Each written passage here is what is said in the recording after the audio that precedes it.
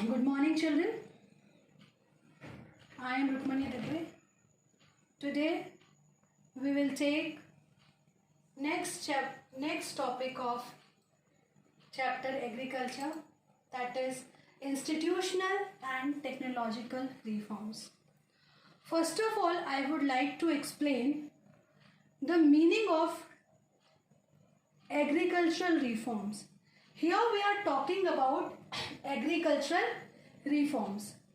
Agricultural reforms refers to the technological as well as institutional changes for increasing agricultural productivity. मतलब कृषि में सुधार का मतलब ये है कि हम इंस्टीट्यूशनल और टेक्निकल चेंजेस बदलाव ला रहे हैं, सुधार ला रहे हैं. किस पर्पस से? उसके पीछे पर्पस क्या है? The purpose behind institutional and technological reforms is to increase agricultural productivity. So first of all we will see why do we need institutional and technological reforms. मैं आपको पहले ये बताना चाहूँगी कि सबसे मतलब कि हम ये बदलाव लाने की, हमें ये सुधार लाने की क्या ज़रूरत क्या है, हम इस पे इतना ज़्यादा ध्यान क्यों दे रहे हैं. Why government is taking initiative in institutional and technological reforms. The reason behind this is first. So these are the causes. That's why we are going for institutional and technological reforms.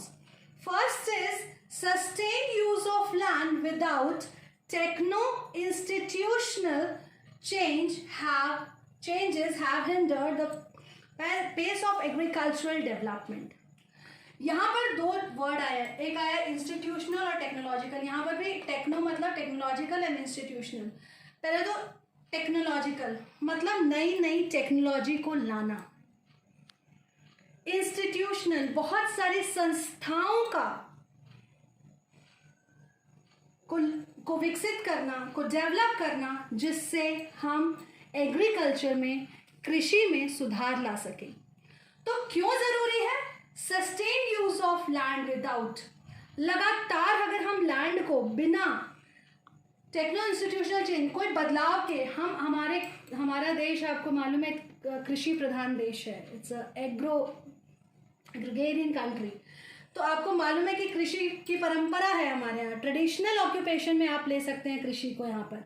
तो यहाँ पर अगर हम उसी ज़माने में, पुराने ज़माने की तरह प्रिमिटिव मेथड से अगर फार्मिंग करते रहेंगे, तो हमारा जो एग्रीकल्चरल डेवलपमेंट है, अगर हम इसके बिना लैंड को यूज़ करते जा रहे हैं, इसके बिना एग्रीकल्चर करते जा रहे हैं, तो वो एग्रीकल्चरल डेवलपमेंट को हिंडर करेगा, मतलब उसमें रुकावट डालेगा, उसके विकास को पूरी तरीके से नहीं होने देगा. राइट? तो हमें क्या ज़रूरी है? We should use land with techno institutional changes. हमें बदलाव की ज़रूरत है, तो इसीलिए ये रिफॉर्म्स हमें ज़रूरी है. Second, in spite of development of sources of irrigation. आपको ये बता दूं कि ऐसा नहीं है कि विकास नहीं हुआ है, डेवलपमेंट नहीं हुआ है. फिर भी सोर्स ऑफ इरिगेशन मतलब सिंचाई के जो साधन होते हैं, उसके बाद भी मोस्ट ऑफ द फार्मर्स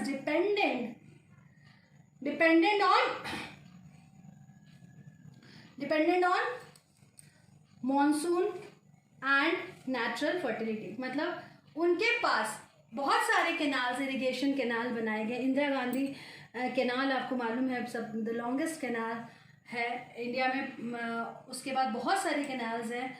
आप जहाँ पर एग्रीकल्चरल एरिया है, वहाँ पर गवर्नमेंट ने ये फैसिलिटी प्रोवाइड की है, बना के दिया गया है, ताकि लोग अपने फील्ड को इरिगेट कर सकें. उसके बावजूद भी बहुत से फार्मर आज भी किस पे डिपेंडेंट है? दे डिपेंडेंट ऑन मॉनसून मतलब बारिश पे, and natural fertility of they are not doing anything for increasing the fertility of their land. They use only the natural fertility, जितनी ज़मीन की उपज है, जितनी ज़मीन की मतलब फर्टिलिटी का मतलब होता है जितनी उपजाऊ है वो उसी पे निर्भर करते हैं. They are not doing any like they are not using fertilizer, insecticide, nothing to increase the fertility of the soil. अगर ऐसा होता रहा for growing population, all these poses a serious challenge. जिस तरीके से भारत की जनसंख्या बढ़ रही है उस तरीके से ये सारी चीज़ें हमारे लिए एक बहुत बड़ा चैलेंज बन जाएंगी और बन रही है. इसीलिए इंस्टीट्यूशनल और टेक्नोलॉजिकल रिफॉर्म्स बहुत ज़्यादा ज़रूरी हैं. तो मुझे लग रहा है कि मेरे बच्चों को ये समझ में आ गया होगा कि why do we need institutional and technological reforms. Clear? Now we will see some institutional reforms. हम कुछ इंस्टीट्यूशनल रिफॉर्म्स को डिस्कस करेंगे. अब मैं आपको बता दूं, major institutional reforms include collectivisation, consolidation of land holding called chakbandi, development of cooperative societies, abolition of zamindari system, and the last, the right of inheritance divides land holding. We will discuss this later. First we will see all these points and we will take one by one all the following points. First is collectivization. जमीन को एक जगह किया क्या? दो भाई हैं या मान लीजिए मैं हूँ, मेरे पास पहले पैसा कुछ मेरी ज़मीन की का साइज़ भी बहुत छोटा है, उसके बाद मेरी सिस्टर की ज़मीन का साइज़ भी बहुत छोटा है, तो उनको क्या किया गया, कलेक्ट एक जगह पे उनको, या फिर मेरे पास पहले पैसा था तो मैंने यहाँ पर ज़मीन खरीद ली, फिर मेरे पास पैसा है यहाँ पर छोटी सी ज़मीन कर ली. तो गवर्नमेंट ने बोला कि अगर ये दोनों ज़मीन एक ही जगह होती तो वो ज़्यादा अच्छा क्या कर सकते थे, उससे प्रोड्यूस कर सकते थे. तो उसको बोला जाता है कलेक्टिवाइजेशन. उसमें क्या किया गया, कंसोलिडेशन ऑफ लैंड होल्डिंग. छोटी छोटी ज़मीन, इंडिया में आपको मालूम है राइट ऑफ इनहेरिटेंस है, जिसके तहत विरासत के तौर पर जो पिता की ज़मीन होती है, जो पुरखों की ज़मीन होती है, जायदाद होती है, उसको बांट दिया जाता है, जिससे धीरे धीरे वो क्या हो जाता है, एक बड़ी ज़मीन छोटे छोटे टुकड़ों में बंट जाती है. ठीक है, और जिसकी वजह से वो अपना 100% नहीं दे पाती है. तो उस कंडीशन में क्या किया गया, कंसोलिडेशन ऑफ लैंड, मतलब ज़मीन को एक किया गया, इकट्ठा किया गया. दैट प्रोसेस इज कॉल्ड चकबंदी. फिर क्या किया गया, development of cooperative societies. Cooperative societies लोगों ने मिलकर आपस में मिलजुल कर कोऑपरेटिव सोसाइटीज़ बनाई, जिसमें वो एक दूसरे की क्या कर सके, मदद कर सके. कोई भी एग्रीकल्चरल एक्टिविटी है, लाइक उन्हें कोई इंस्ट्रूमेंट जैसे कोई चीज़ खरीदनी है, उनको पैसे की ज़रूरत है, तो कोऑपरेटिव सोसाइटी के थ्रू वो ये काम कर सकते थे. नेक्स्ट, आपको मालूम है ज़मींदारी का मतलब क्या होता है. ज़मींदारी का मतलब होता है कि पूरी ज़मीन का मालिक कोई एक होगा, राइट, और बाकी लोग वहाँ पर क्या करेंगे, बंधुआ मजदूर या फिर सिर्फ मजदूरी करेंगे, खेती करेंगे आके, और उनको उसका प्रॉफिट नहीं मिलेगा, सिर्फ उनको क्या मिलेगा, वेजेस मिलेंगे. मतलब आपने एक दिन काम किया तो यू विल गेट जो भी उस टाइम का चल रहा हो मजदूरी, वो दे दी जाएगी. उससे होने वाला जितना मुनाफा होगा वो मुनाफा कौन लेगा, ज़मींदार. तो वो सिस्टम को क्या करना, अबॉलिश करना, मतलब उसको ख़त्म करना. ये सारे हम क्या पढ़ रहे हैं, institutional reforms. And the last ही मैंने आपको डिस्कस कर लिया था, that is abolition of zamindari, this right of inheritance.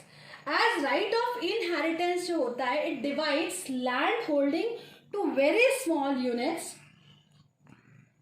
units that reduce productivity. So land was main focus in our first 5-year plan. अपनी जो प्रथम पंचवर्षीय योजना थी उसके तहत क्या चीज किया गया, लैंड होल्डिंग को क्या किया गया, और जमीन सुधार कार्य पर बहुत ज्यादा ध्यान दिया गया. एक अलग से एक टॉपिक आएगा, लैंड डेवलपमेंट प्रोग्राम्स, जो इसके बाद मैं डिस्कस करूंगी. आज आज मैं आपको सिर्फ टेक्नोलॉजिकल रिफॉर्म्स को ही एक्सप्लेन कर रही हूँ। मेरी जो नेक्स्ट वीडियो होगी वो आपके लिए लैंड डेवलपमेंट प्रोग्राम्स से रिलेटेड होगी। साथ में हम थोड़ा सा देखेंगे contribution of agriculture in GDP, और एक और टॉपिक हम लोग डिस्कस करेंगे भूदान और ग्रामदान। यही बस 3 टॉपिक्स हमारे बचे हैं। तो हम आज अभी फ़िलहाल ये देखते हैं मेजर टेक्नोलॉजिकल। जहाँ तक मुझे लगता है बेटा ये चीज़ें आपको क्लियर होंगी, ठीक है। तो हम we will see next topic, that next point, that is major technological change reforms. देखिए कभी 3 मार्क्स में आपको ये भी आ सकता है कि write institutional reforms, then you have to write this one. If they ask technological reforms, you can write this one, and if they ask institutional and technological reforms, you can write all these points, right? First is जो है law of land reforms were enacted but their implementation was lacking somewhere। बहुत से समाज सुधार जमीन सुधार के कार्य किए गए, लेकिन उसको इम्प्लीमेंट करना जो ज़रूरी होता है, कोई नियम बना देने से कुछ नहीं होता है, उसको नियम को क्या होना चाहिए, इम्प्लीमेंट करना चाहिए। सरकार ने कह दिया कि हेलमेट लगाना कंपलसरी है, लेकिन जब तक वो फ़ायदेमंद नहीं होगा, जब तक कि लोग उसको फॉलो नहीं करेंगे। तो ये तो कर दिया गया था कलेक्टिवाइजेशन, कंसोलिडेशन ऑफ, लेकिन लोगों ने उसको क्या नहीं किया, ये कहीं ना कहीं क्या था, लैकिंग था, मतलब इसकी कमी थी। पूरी तरीके से इसका विकास और इन चीज़ों को मतलब प्रोसेस में नहीं लाया गया था, राइट। तो दैट वाज, इस पे काम किया गया। Next, government of India in 1960 to 1970 introduce agricultural reform. इस समय आपको मालूम है हमारा पहला मकसद था इंडिया का कि सेल्फ सफिशिएंसी होना, किसके अंदर, एग्रीकल्चरल प्रोडक्शन के अंदर। तो जिसके तहत गवर्नमेंट ने कुछ रिफॉर्म्स और कुछ एग्रीकल्चरल स्कीम्स लेके आए, जिसमें एक था green revolution and white revolution. Green revolution का मतलब होता है कि फूड क्रॉप्स, ग्रेन जो होती है उनके प्रोडक्शन को इंक्रीज़ करना, राइस, व्हीट, इनके प्रोडक्शन को इंक्रीज़ करने के लिए लोगों को हर तरह की फैसिलिटी देना, इनकरेज करना, हाई यील्ड वैरायटी सीड्स के बारे में इंट्रोड्यूस करना, ये सारा उनका एक मकसद था। और ये बहुत ज़्यादा सक्सेसफुल रहा, कहाँ पर, नॉर्थ में। और इसके साथ मैं आपको ये बता दूँ, नॉर्थ में तो ये सक्सेसफुल रहा, लेकिन बहुत से ऐसे स्टेट्स हुए जिनको इसका फ़ायदा, मतलब कह सकते हैं green revolution was confined to some states only, right. ज़्यादातर नॉर्थ, पंजाब, हरियाणा, इन स्टेट्स में। और इसका फ़ायदा बड़े बड़े जो लैंड ओनर्स थे ना, उन्होंने उठाया। छोटे छोटे जो कृषक थे उनको तो इसके बारे में पता ही नहीं था कि ग्रीन रेवोल्यूशन या हरित क्रांति कहते किसको। इसके साथ साथ white revolution is the revolution in dairy sector. इसमें क्या था, इसमें मिल्क के प्रोडक्शन को इंक्रीज करना था। ऐसे बहुत सारे और रेवोल्यूशंस हैं, जैसे ब्लू रेवोल्यूशन है जो फिश से रिलेटेड होता है, येलो रेवोल्यूशन है जो आपका ऑयल से रिलेटेड होता है। तो ऐसे बहुत सारे हैं रेवोल्यूशंस जो गवर्नमेंट लेके आई। और इसने इसका एक ये कारण था कि इंडिया में कभी कभी ड्रॉट भी हो जाता है, तो ड्रॉट की कंडीशन में भी फार्मर्स के पास क्या रहे, एक सब्स्टिट्यूट रहे। साइड बाय साइड वो क्या करे, एनिमल हस्बेंड्री भी करे, एनिमल्स को पाले, डेयरी फार्मिंग करे। तो एक साथ उसके साइड बाय साइड एक और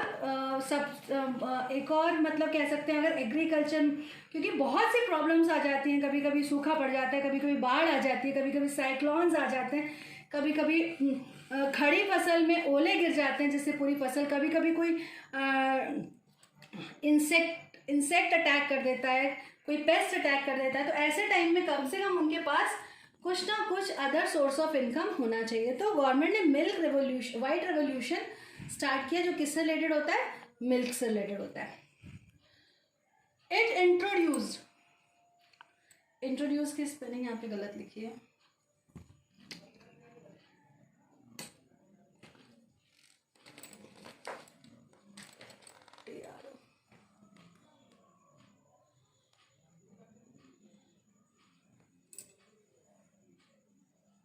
introduced cooperative approaches इन हार्नेसिंग मिलेज एनिमल्स हस्बेंड्री। तो इसके लिए भी उन्होंने बहुत से जैसे जो लोग एनिमल हस्बेंड्री के लिए तैयार होते हैं, एनिमल हस्बेंड्री का मतलब होता है it is caring and rearing of animals, तो उसको भी इंट्रोड्यूस किया। और मिक्स्ड फार्मिंग कहते हैं जब अगर हम क्रॉप कल्टीवेशन के साथ एनिमल को रेयर करते हैं। And it is called operation flood, और इसको क्या नाम दिया गया? ऑपरेशन फ्लड नाम दिया गया। तो जो लास्ट 3 पॉइंट्स है ना, वो किससे जुड़े हुए हैं? वाइट रेवोल्यूशन से। इफ दे आस्क कि right something about white revolution, you can write white revolution is the revolution in dairy sector. Second, it introduced cooperative approach in harnessing village animal husbandry, and it is also called Operation Flood. Clear? So this is all about today's video, and in next video I will come with land development program, and if it is possible I will give a small lecture on Bhudan and Gramdan also. Thank you. Have a good day.